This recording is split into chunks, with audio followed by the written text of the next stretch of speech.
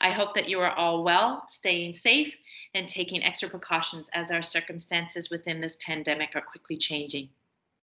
My name is Una Proudfoot, and I'm the Executive Director of Alumni Affairs in the Office of Advancement at Acadia, and I'm delighted to be here this evening with you for yet another virtual event in our virtual event series with the Alumni Affairs Office. And this evening, I'm delighted to be here this evening to have a chat and a presentation from Laura Churchill Duke, whom I will introduce momentarily. Before we start, though, I'd like to cover a few housekeeping items.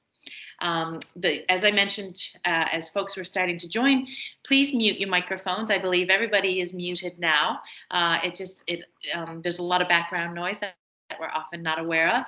And secondly is to disable your cameras, and I think everybody has done that as well. I'm told that that helps with bandwidth, but I still don't actually understand what that means, but that's okay. I don't think I need to.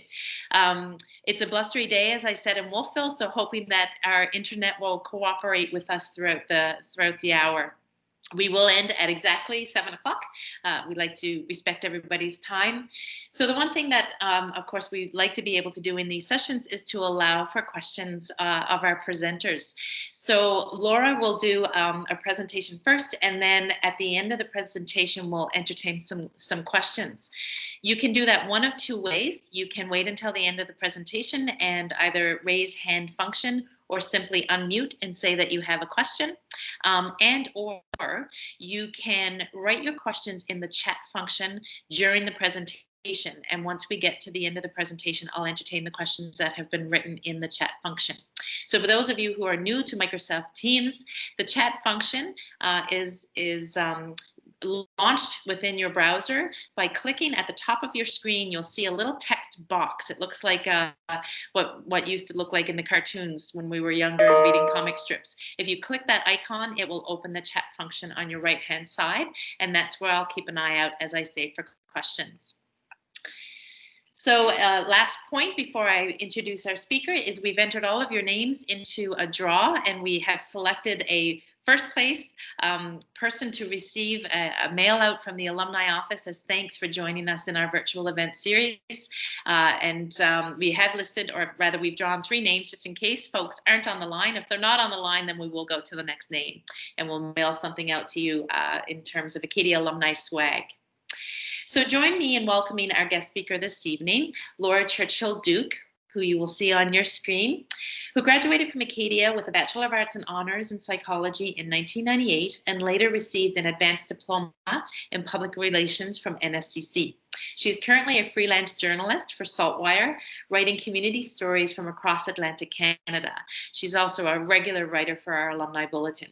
She lives in Kentville with her husband, Dr. David Duke, an Acadia history professor, and their 2 sons. Welcome, Laura. So I think I've covered everything off. Certainly, if you have questions even in general about this evening's event, please feel free to write them in the chat function. And having said all of that, over to you, Laura. Wonderful. Thank you so much for having me tonight and inviting me to participate. I'm just going to get ready here and share my screen so everybody can see what I'm talking about. So I'm really excited to be here tonight. I'm not used to talking to an audience that's quiet behind me, so I'll just go through it. And as I said, as Una mentioned, hopefully if you have some questions, we can have some discussion at the end. So what we're talking about here tonight is based on a novel that I wrote and published last October called Two Crows Sorrow: Love and Death on the North Mountain. And today I'm really going to be focusing on lessons learned from writing a community history. And that's going to be our focus for tonight. So I'm going to talk about some of these things that I've learned in the process of writing the book, as well as doing some readings and tell you the outline of what happens. I'm going to assume that maybe some people have read the story, and that some people haven't, but I'm going to base it on the fact that maybe you're not familiar with the story. I do see that we do have a couple of Theresa's descendants here with us tonight, so thank you very much for joining us as well, and I'd like to acknowledge their presence and understand that this is a difficult story too for the family. So thank you. So first of all, Una already gave a little bit of a presentation about me. I'm an Acadia grad. After graduating as well, I worked for many years at Acadia for the Center for Organizational Research and Development, a psychology research lab for Dr. Michael Leiter in the psychology department. So I worked with him for many years, and so been a part of the Acadia network. And I'm also, I'm just thinking, third generation now as well of an alumni from Acadia. So really excited again to be here. So besides writing the novel, as Una said, I also write for Saltwire Network for the newspapers and the Alumni Bulletin, lots of other local publications. And I also wrote the scripts for Valley Ghost Walks, for the Kentville Walks, as well as the Halls Harbor ones as well. So just doing a lot of historical research over time. So just to give you a brief overview, Two Crows Sorrow is about the life of Theresa McAuley Robinson, a woman who lived on Nova Scotia's North Mountain at the turn of the century. This is the true story of Theresa's love and devotion to her children and her farmland, which ultimately led to her demise. In May 1904, Theresa was found murdered and her farm burnt to the ground. Her second husband, William Robinson, was accused of the murder. Two Crows Sorrow follows Theresa's life to her death, then William's court trial to its dramatic conclusion. So one of the big questions is, how did I come upon this story? How did I know about the story of Theresa McAuley Robinson? So many years ago, I was, as I mentioned earlier, I was commissioned to write the Ghost Walk scripts for Kentville. And when I did so, I came across a story of Theresa's death and the trial and aftermath, because all of that happens in the town of Kentville. So it kind of came across my Kentville radar. And from there, the story just stayed with me. I did write a 5-minute entertainment style monologue for that. And this is my friend Candy here, who plays the character of Theresa in the Ghost Walk. But there was so much more than what this 5-minute entertainment style monologue could actually capture. So her story just stayed with me until eventually I finally thought, you know, this would be such a great novel if I wrote fiction. But as I said, I'm a journalist, so I write nonfiction. I write journalist stories. I tell that. So writing a novel was something that was completely outside of my box. But finally, I decided to kind of take the leap and see where it went, and put the story to paper. So I chose the style of a creative nonfiction. So this is a very new and kind of popular genre. It's called True Stories Well Told. So it is basically a true story, but I have used my imagination and creativity to kind of fill in the gaps and to have it flow together as a novel rather than read as a newspaper article or a journalistic account. So what happens in the novel is true with my creative enhancement to it. So it was published and it's been doing very well. And to put it out into the universe, and I say it's been doing much better than I had ever imagined, and recently won the bronze medal for Best Canadian Creative Nonfiction Novel for 2020 by the Miramichi Readers. So I was pretty excited for that too.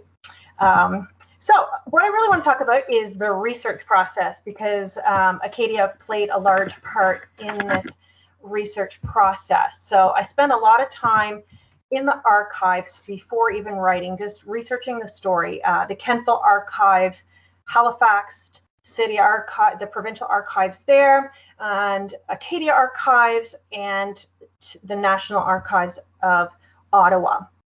So one of the first things was I started with newspaper articles, and I spent hours at Acadia on the microfiche, going through old newspaper articles from the time, and then going down into the archives where Pat Townsend helped me pull out all the excuse me, old paper copies of the Berwick Register as well, to read all the old articles and things from the time. And as interestingly, as a side note, Theresa herself wrote the newspaper column for the community news for the community of Burlington, up on the mountain, so I could read all of her old newspaper columns as well, even though she didn't have a byline, as they didn't do that at the time, but we know that she wrote there.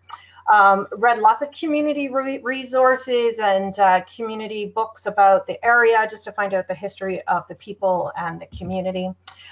Received some personal letters from Theresa's from the Historical Society in Burlington, who let me see some of her personal letters, so we knew firsthand experiences. Trial transcripts I sent away to the National Archives in Ottawa and received a copy of the trial transcripts, and that was for the Supreme Court final trial. Halifax Archives also had some of the other trials that were part of this whole story as well, so spent a lot of time reading that. Did a lot of interviews with people. Basically, when everything I read, anything that came up with a question, I was asking farmers, firefighters, forensic personnel, anything that I could, just to fill out my research process. So once I had all of my research completed, I then set about starting to write. So every time I came across something that was like a scene or an event or a happening, I would write it on a cue card, and then I put those cue cards in order. So when I was writing, I could just go scene by scene or cue card by cue card, because I knew where I was going, because it is a true story. I wasn't making up the storyline, so I knew where I was going. So the whole process took about a year to write. After I finished that, I sent it off to the Writers Federation of Nova Scotia for a creative nonfiction contest, where I was the runner-up. I let it sit on that for a couple of years after that too, trying to figure out what I was going to do with the manuscript. And then last summer, I was in contact with Moose House Publications in Annapolis Royal, and that is one of the founding members is Brenda Thompson, who's also an Acadia grad, 92.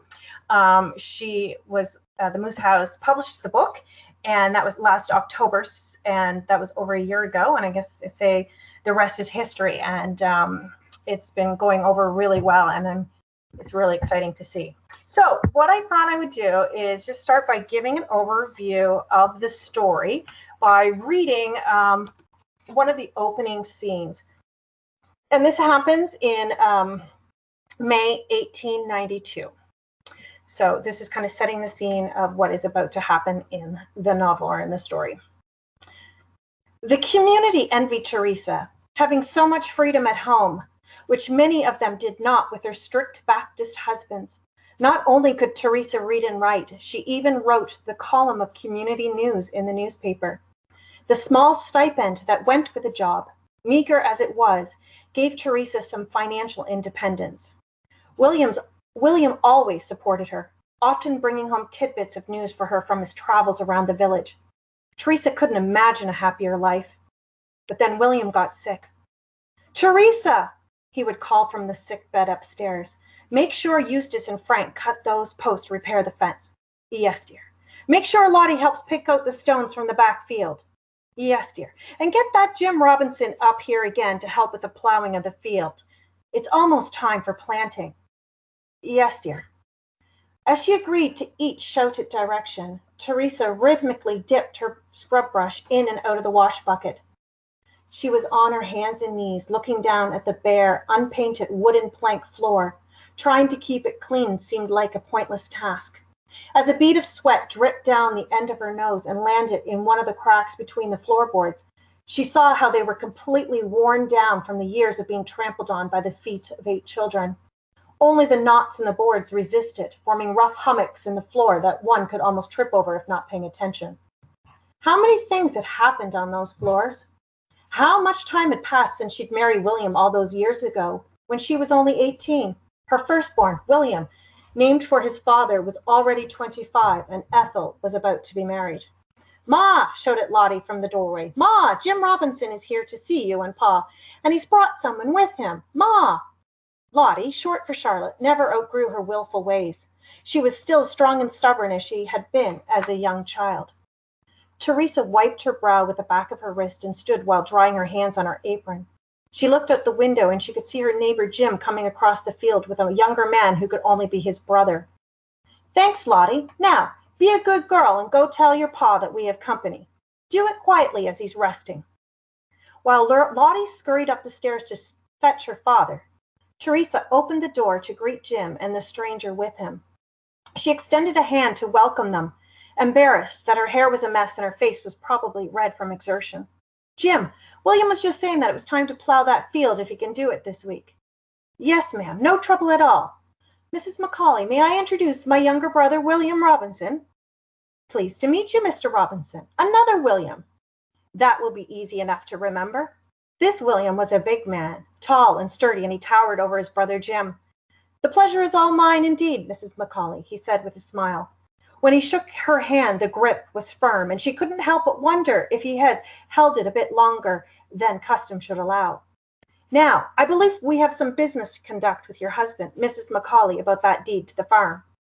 Theresa took a sharp breath, followed by a big sigh. She knew what this meant. Although she didn't like to think about a future without her husband, she knew she had to plan ahead. "You know," Jim continued, "something needs to be done with the farm when Mr. McAuley passes on. You know the law don't allow for women to keep the property." "Yes, I know, but it didn't make it right. The farm should be hers. It could have gone to her sons, but they had made it clear they were interested in other things and didn't want it. William, here, has agreed to buy the farm for $500 when Mr. McAuley is no longer with us." "Yes, I'm aware." Theresa heard footsteps coming down the steps. They were slow and laborious. "Here's my husband now from his bed. I'll leave the three of you to sign the papers." She stooped to pick up her bucket and scrub brush from where she had left them. She would start once again once the men had finished their business. So this scene here basically sets the scene or the overview of what is going to happen during the rest of the story. So Theresa is married to William McAuley, who gets sick. From there, as I just read, there was an arrangement made with William Robinson to buy the farm at the when William McAuley passed on. So, however, William McAuley, he lives another 8 years. And during this time in 1898 in Nova Scotia, the Married Women's Property Act comes into play. So this is a very important act here in Nova Scotia where women are now allowed to keep their own property in their own right, whereas before it would have had to gone to a son or something. So Theresa could have kept her own land in her own name. So, from my perspective, Theresa was lonely and she honored the agreement with William Robinson. And William Robinson then comes back after those other 8 years. When he comes back, he woos Theresa. They fall in love and they decide to get married. So at the time, Theresa's children are grown and they do not approve and they do not like William Robinson. They can kind of see through him.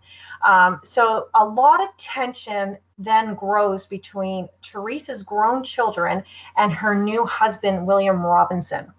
So much so that on one occasion, Theresa's grown son, Eustace, he comes for a visit with his mother. William Robinson is there, and the two of them get into an altercation. Basically, William Robinson nearly beats Eustace to death. It is a very violent, very vicious attack that William Robinson does against Eustace, Theresa's son, and Theresa's there in the middle trying to break it up. So what happens next is that Eustace then goes to the courthouse in Kentville and charges William Robinson with assault, saying, "You nearly killed me." And what he then does is he subpoenas his mother to go to court and testify on his behalf. So at this time in the court system, women, wives did not have to testify against their husband in court. However, Theresa did decide to go to court. She stood up for her son and went to court and testified with her son to say that her husband nearly killed her son. So this is where the tension really begins in the family. And we're going to pick up that story in a few minutes. So thought I would disperse some of my lessons learned with some of the story as we go along. So focusing on my top 10 lessons learned while conducting community-based research. So the first of all, number 10, it takes a long time. As I mentioned earlier on the earlier slide, when I was talking about the research that I had done, I had probably done 6 to 8 months of research in the archives, sending for the resources, like especially to Ottawa, waiting for the microfiche because Acadia only has one, and if somebody else was there, then you had to wait. So reading and more reading. So compiling everything definitely takes a long time. And number 9, you need to draw the line at some point.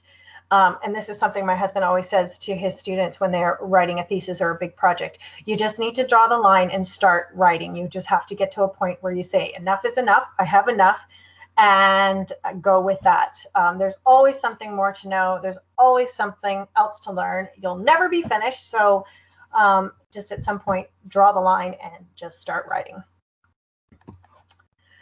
Your research. Number 8, your research will take you down rabbit holes.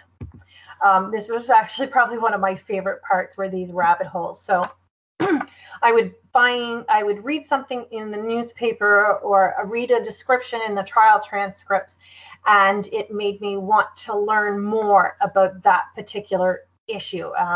And then I would spend hours on that tangent. So let me see, for example, weather.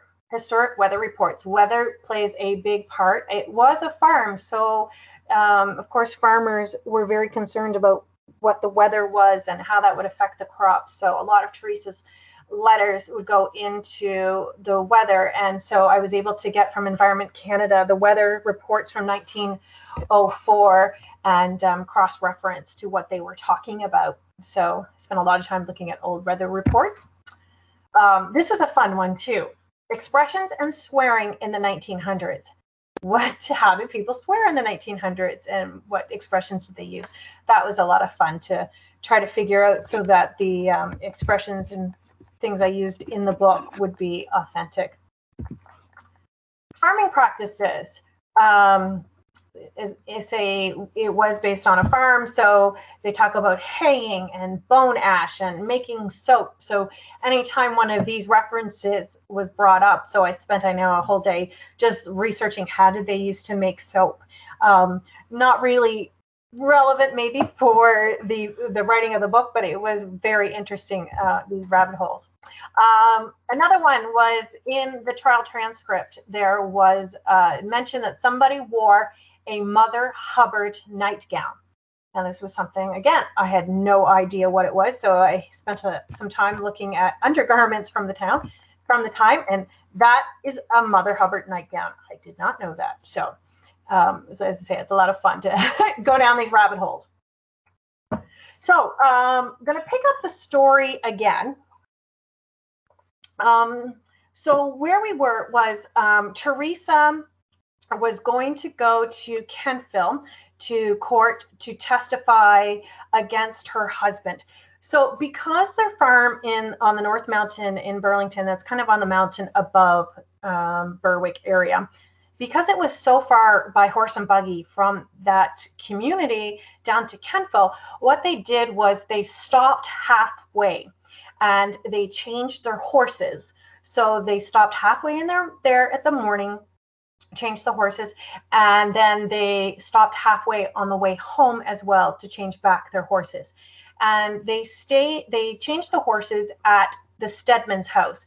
So Mr. Stedman and his wife Mary were very good friends with William and Theresa. So that's where they changed horses and had dinner that night. So Just as a quick little aside too, my friend Candy, who plays Theresa in the Ghost Walk, she was telling me that her best friend from childhood grew up in that house where the Stedmans actually lived. So this is the house here where Mr. Stedman actually lived. So the scene that I'm about to read actually takes place in this very house. So I think that's kind of neat to visualize as we go. So what has happened here is that Theresa has just testified in court, and William has been released on bail, and he is allowed to go back home because his friend here, Mr. Stedman, has just paid for the bail to release him. So they're having dinner that night at the Stedman house before going back home. So this is the scene. And we know that what happens at this dinner because this is all written in the trial transcripts. So reading from this scene, this is May 18th, 1904. By the time Theresa and William made it to the Stedmans, dusk was starting to settle over the valley. I want to get back home before it's completely dark, he said, looking at his pocket watch. It's already 6 o'clock and we need to change the horse and have our dinner, so don't dawdle with Mary. Theresa stepped wearily down from the carriage and up onto the Stedmans' front porch where Mary was waiting with open arms. I've just heard the news from my Joseph, she whispered. He's not much home before you arrived. I'm awfully sorry that this isn't over yet. Will you be all right? Theresa just nodded and came into the kitchen where Mary had a fine meal spread out on the table. Come, sit, Mary said, and I'll give you a cup of tea while the men change the horses. Look, Eva's here for a visit too. So lovely to see you, Mrs. Robinson. Eva Burke stood up from the table to shake Theresa's hand. Mrs. Burke. Theresa held it limply, and only for a moment. For the remainder of the time before they ate, Theresa sat wringing her hands, staring into space, never once touching her tea. Mary and Eva exchanged worried glances. What had happened to her dear friend, once so full of strength and confidence? She seemed so hollowed out, a shell of her former self. Mary drew a deep breath, about to say some words of comfort, but Theresa stiffened as she heard the men return to the house. Without a word of invitation, William dived into his meal as if he realized he wouldn't have had another meal like this had he been sent to prison. You're a good man, Mr. Stedman, he said between mouthfuls. To agree to come with me again tomorrow. Not many can see through the absurdity of those charges. You must be awfully glad to sleep in your own bed tonight. Oh, by Jove, you are right. William reached out, put his arm around his wife's shoulders and squeezed her. Theresa sat motionless, continuing to stare at her lap. Now, if I could just keep her away from the rest of her blasted family, we'd have a good and happy life. She's just swayed by the whole lot of them, aren't you, dear? Well, I'm sure she couldn't possibly be, Mary said. But she is. She should not be turning against me, for I am her husband and she's a damn fool. From the other side of the table, Eva gasped. Being newlywed, she couldn't understand how a husband could speak of his wife so harshly. Surely not, Mary said. She looked over at Theresa, who was still staring blankly and wringing her hands as if she was unaware of any conversation happening around her. I had plenty of love and respect for my wife, William said, right up until she turned against me and gave evidence against me. Indeed, Joseph said. William focused on Mrs. Stedman. You don't believe me when I say I treat my wife well and that I'm a good and kind husband to her. Oh, yes, no, not at all, Mr. Robinson, stammered Mary. Well, I invite you to come to our home. Come back with us tonight and stay a few days, and you will see just how well I treat my wife. Mary scrambled for an excuse. Oh, I couldn't possibly, what with Eva visiting. She just wasn't sure she was ready to spend that much time with Mr. Robinson. Excuse me, please, Theresa said. She pushed her chair back and stood with a glassy look in her eyes as if she were completely unaware of where she was. I must retire from your company for a moment before our journey home. She went through the kitchen to the rear door leading to the privy. I have no more respect for her now than I have for an Injun's dog, said Williams plainly. Mary gasped, quickly covering her hand over her mouth. She couldn't believe what she was hearing.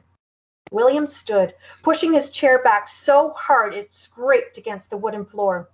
I will be the last one to eat potatoes and salt there. You mark my words.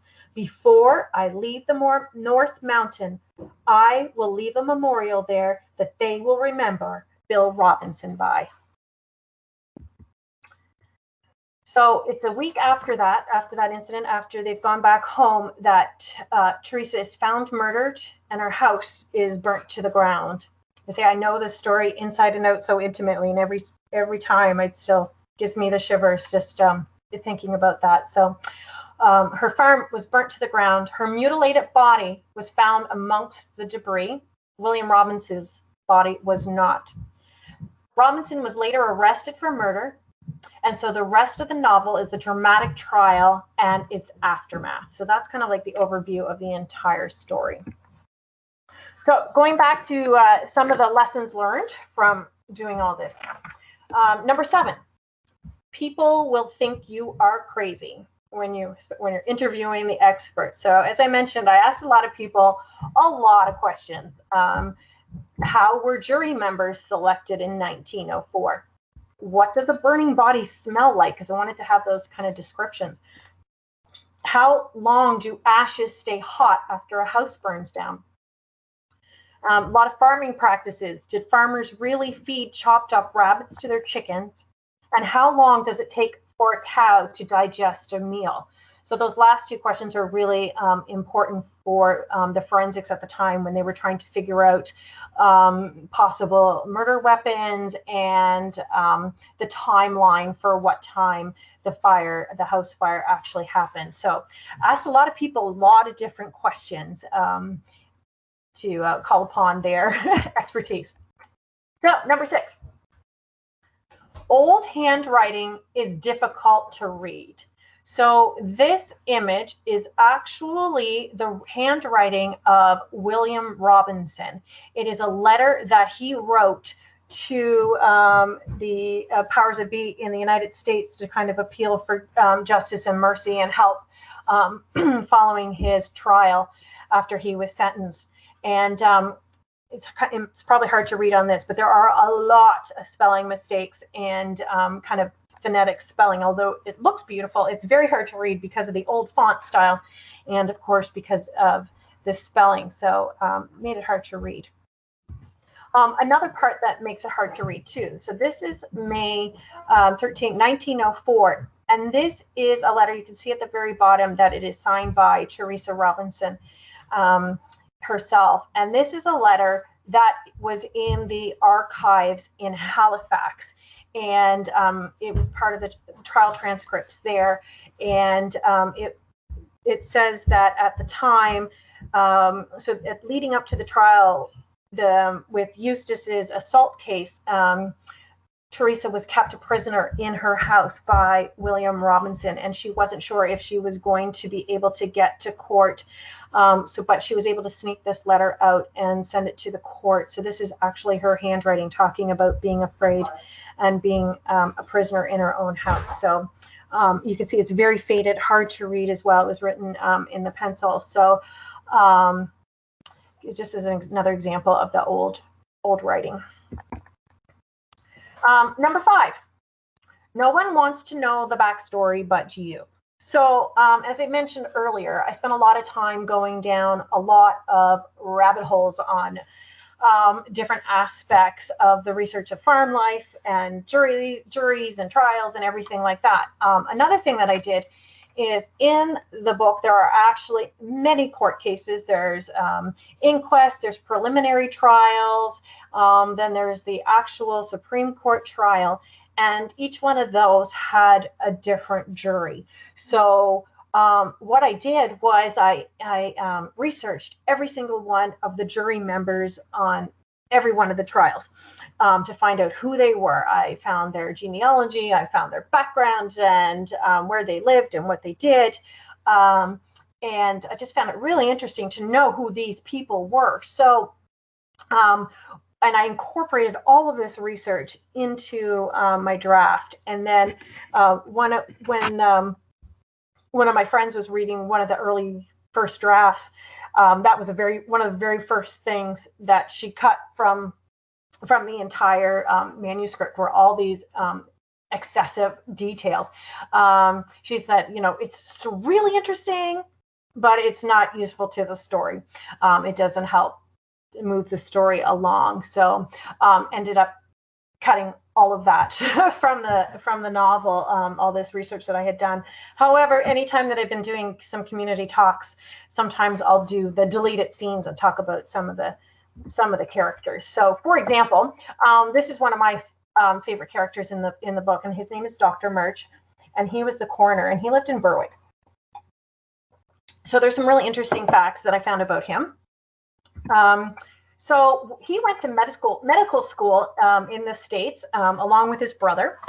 They had a dormitory room, and they would set up a piece of plywood between their two beds, and they would have a cadaver in their dorm room, and so they could wake up in the middle of the night or any time of the day and work on their autopsies. I don't think that would probably pass these days.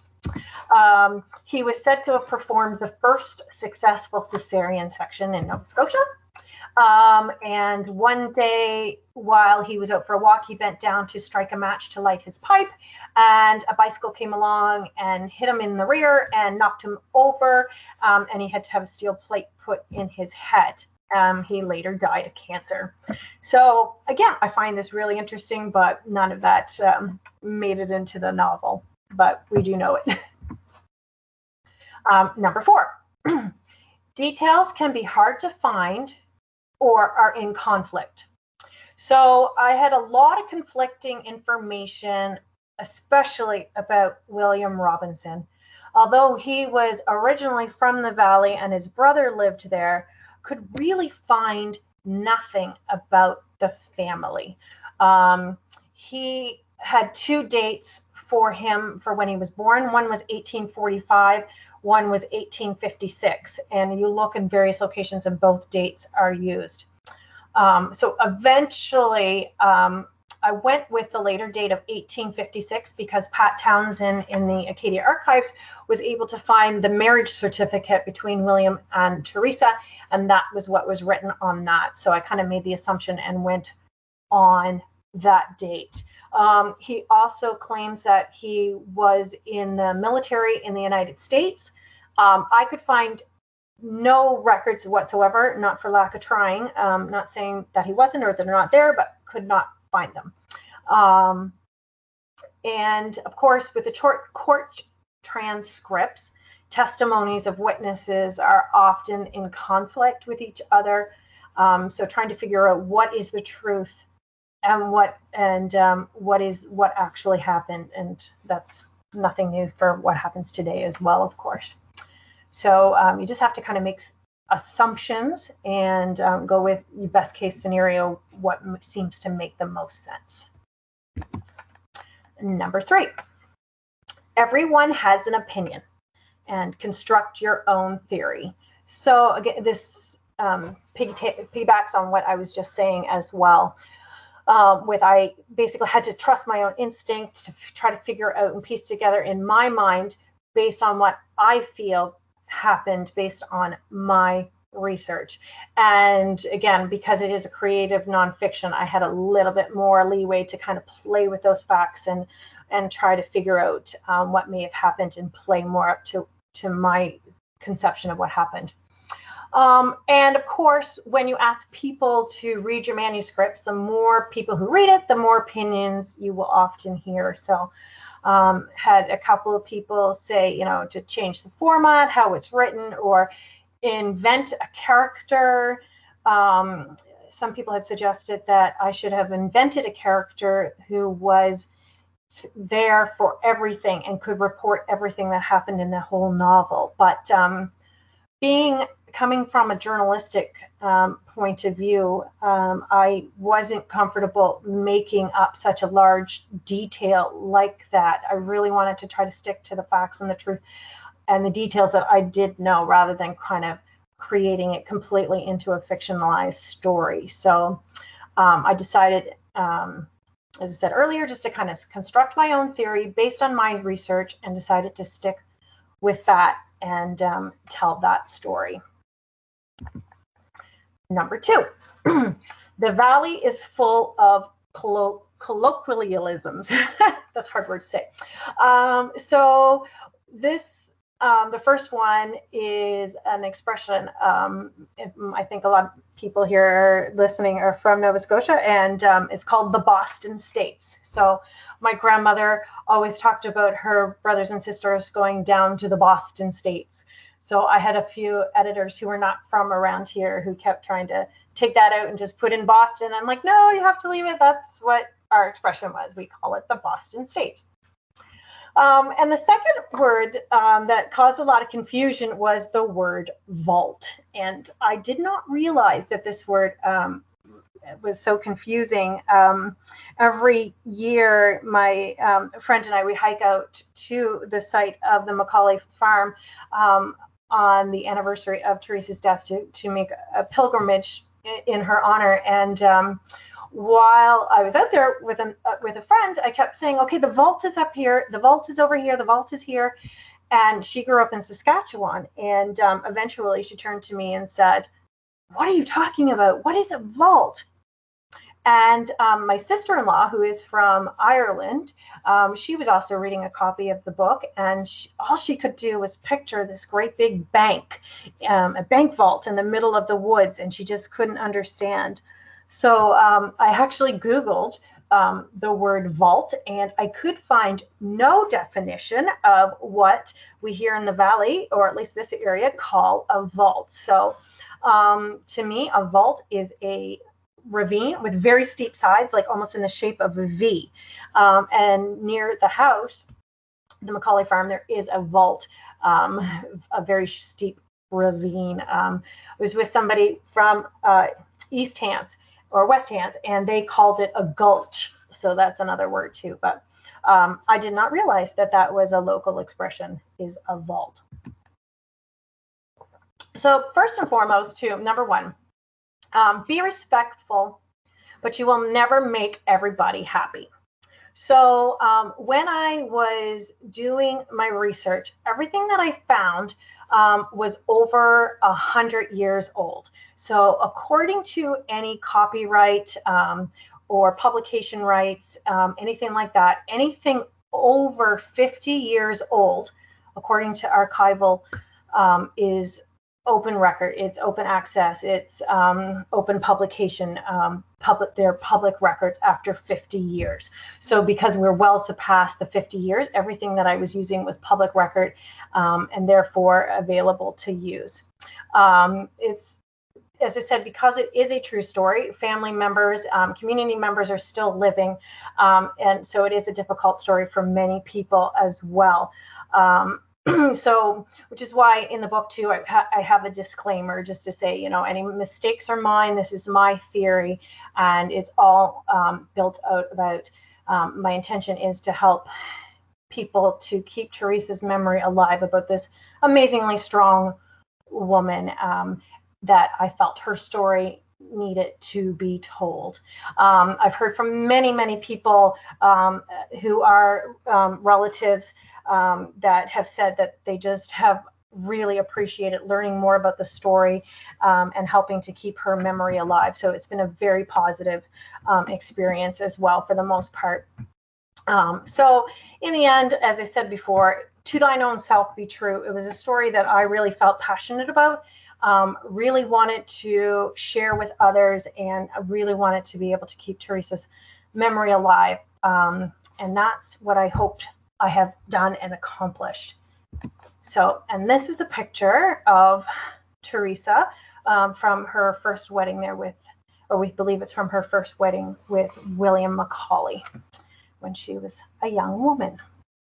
So, what I'm going to do, how do I go back to stop sharing here? And Una, are you back on?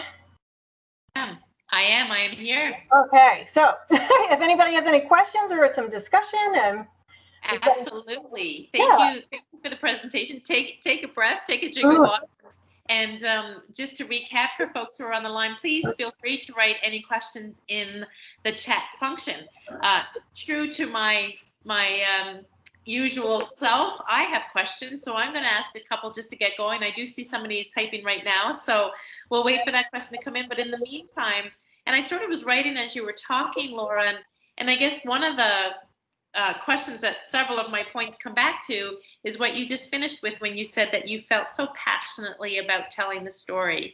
And I don't know that I necessarily yet get why. So where did that connection start, and where did that passion start, and lead right into that pilgrimage that you take back there every year?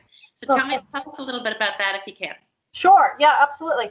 So as I say, what I've told you tonight about the story is only a small drop in the bucket of everything that has happened.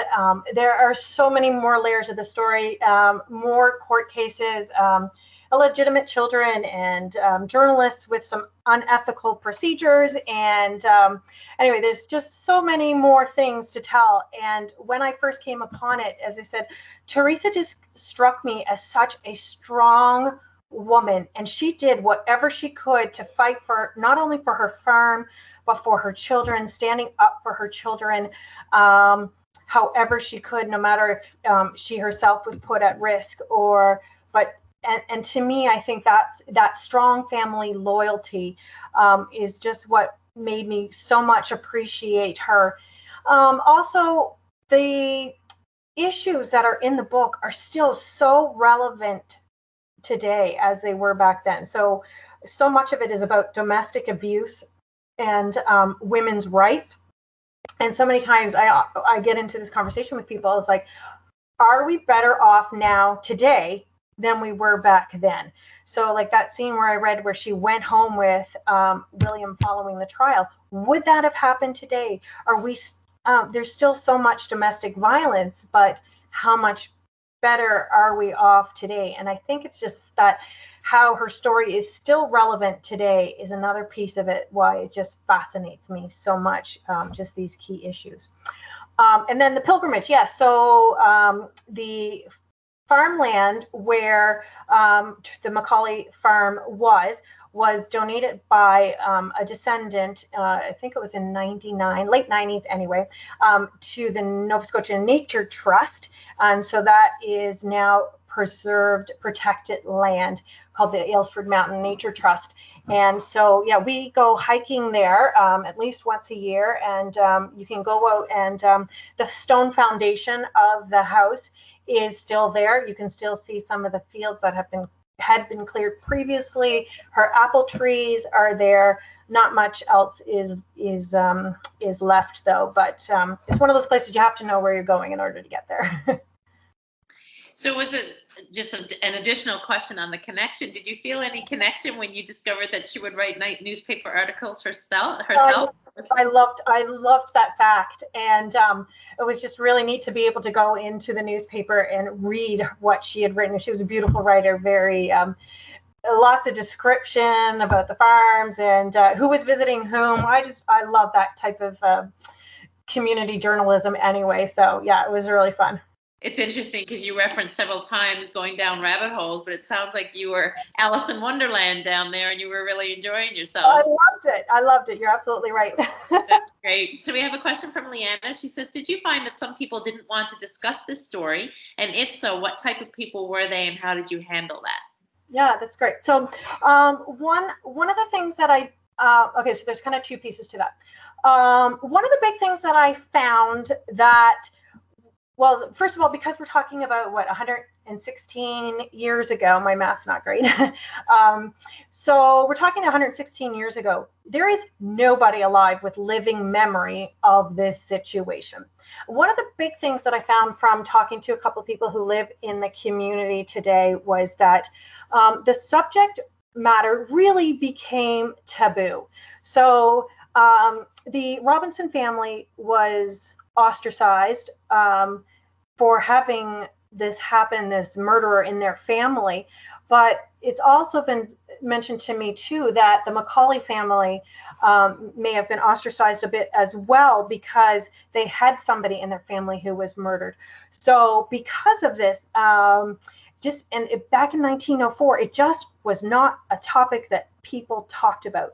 So there really isn't that living memory, and there isn't that generational of sharing the story to know really what happened either, which is why you get a lot of rumors and different theories. Some of them are very wacky, and so you had to kind of discard and figure out that, because people just didn't talk about it. I talked to one descendant who told me that it wasn't until, I think it was her great uncle's deathbed, literally, that he began telling her that this story had happened in the family history. And she had no idea because nobody talked about it. So what I really did to write it was, instead of like interviewing people who may have had some of those generational stories, I just relied on public record. So what I say is anybody could have gone in and written what I wrote, because everything was available through newspapers or archives and things like that. So it's all public.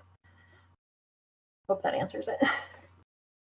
Did you have any trouble at all? I mean, I understand that it's public information, but did you have trouble at all accessing any of the transcripts or articles or the personal letters? Nothing. No, it was all available. Everything is either, it was in the Halifax archives or the Ottawa archives. I have a very dear friend who is also an Acadia history grad, who now works for archives in Ontario, and she was an immense help for me, teaching me how to access the files that I need. So I had some insider information. Fantastic. There's a note here from Donnie Macbeth, who's the Alumni Association president. She says, thank you, Laura, for the background. And yes, many of the issues are still relevant today. Great session. And then on to the next question is, how many of Theresa's living relatives did you contact? I have, as I said, I really decided, I've talked to several descendants, and many have come forth to me, like at various events, and chatted, whether they're a direct line or as I say, Theresa had 8 children, 7 who lived. So there's many layers of cousins and descendants. So to me, it was more about actually like going through the public record rather than the direct family through that. Absolutely. There's a second comment, I think from, no, my goodness, now we have a whole bunch coming, so just a moment here. Sure.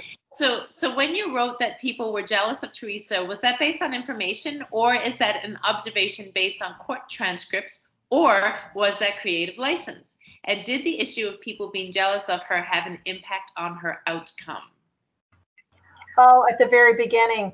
I think that's kind of more creative license based on, based on what would typically be happening at that time. So I think that was in reference to her being able to read and write and have her own job and have her own freedom.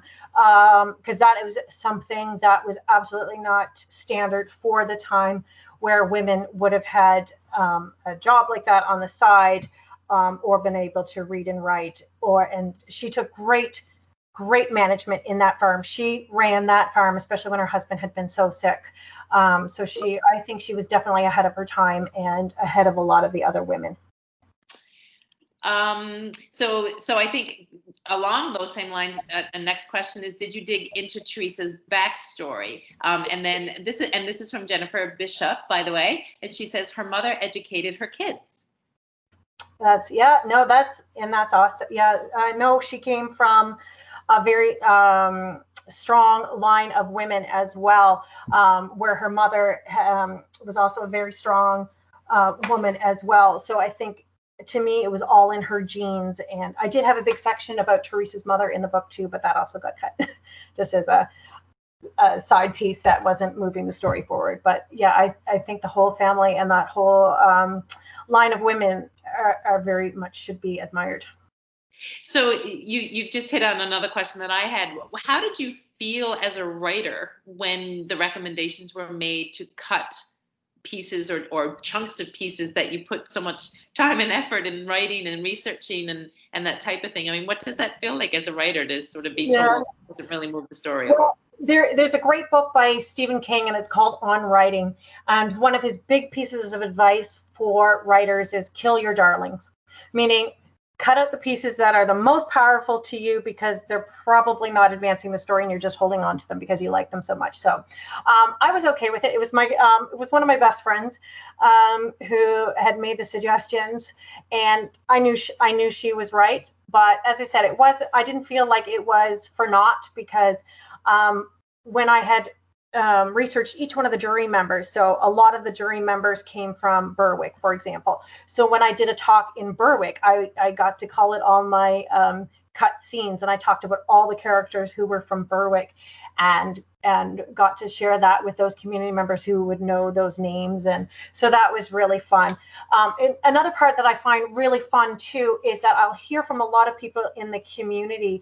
So a woman that I've known virtually my entire life sent me a message after she read the book, and she said, my great grandfather was the foreman of the jury, and he's in your book. And so she was able to share me his obituary, and I could learn about him more through that. Or, oh, my cousin was the police officer, or all of those connections. And it's really fun to learn who is, because people in the Valley stay here, so who's still around and who's still connected to the various characters in the book.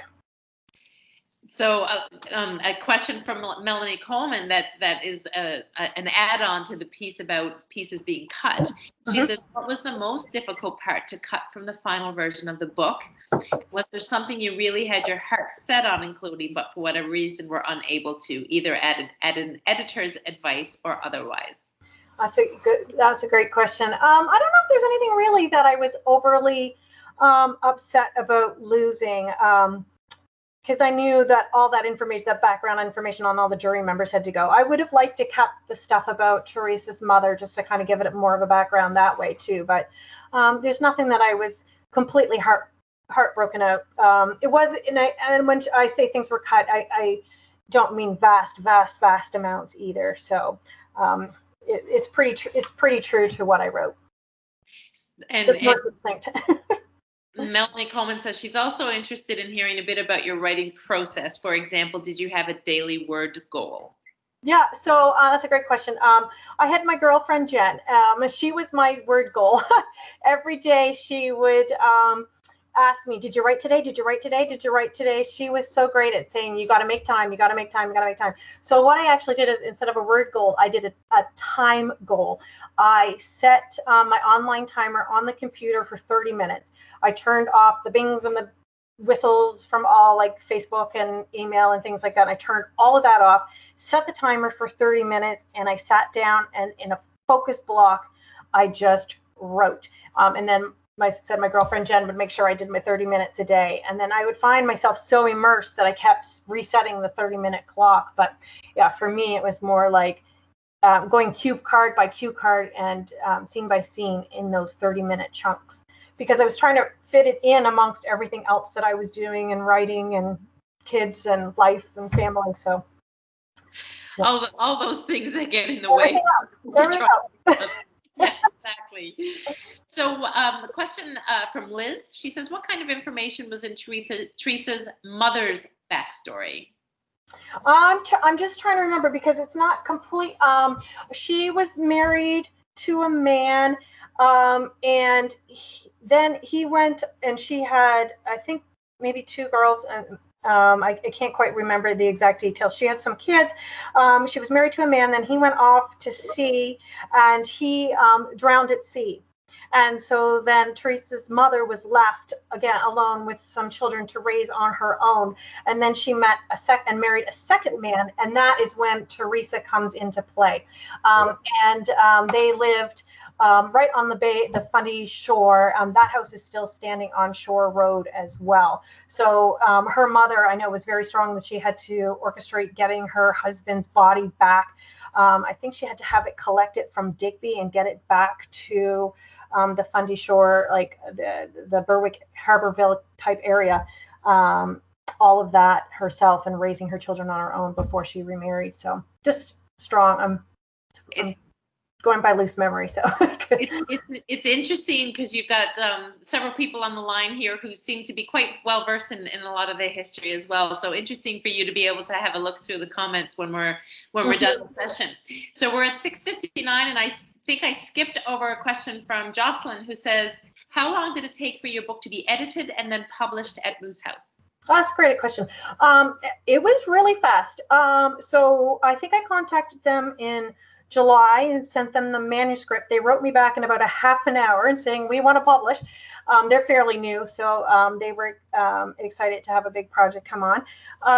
And then I think I signed the contract mid-August, and the book was on the shelf maybe October 25th, so maybe 2 months.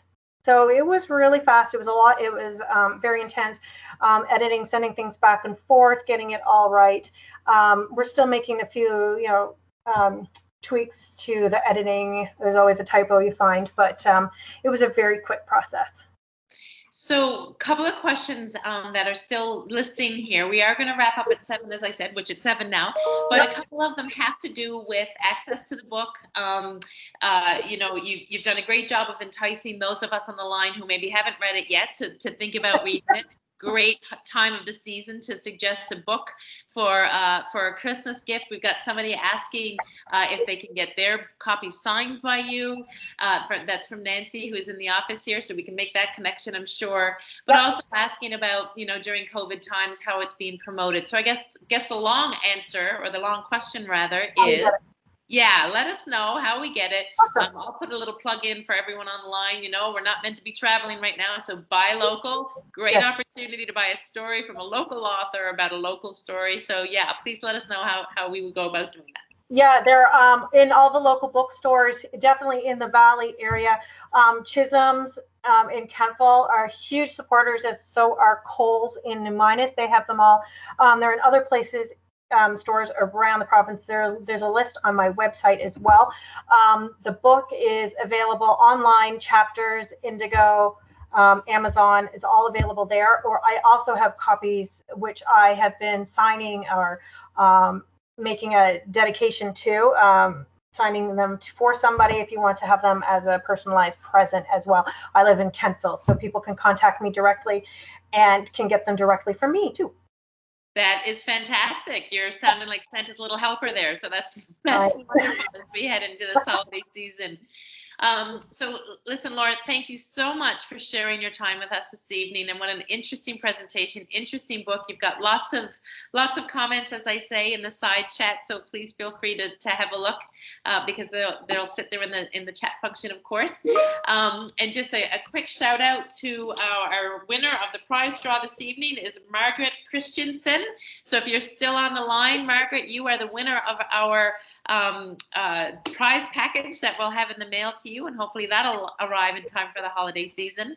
So thank you everyone on the line for joining us for yet another of our alumni virtual events, and thank you, as I say, Laura, for joining us. It's wonderful hearing from you, and folks, reach out if you have additional questions and we'll see what we can do to get them answered for you. Thank you so much for having me. You're very welcome. Enjoy the rest of your evening, everybody.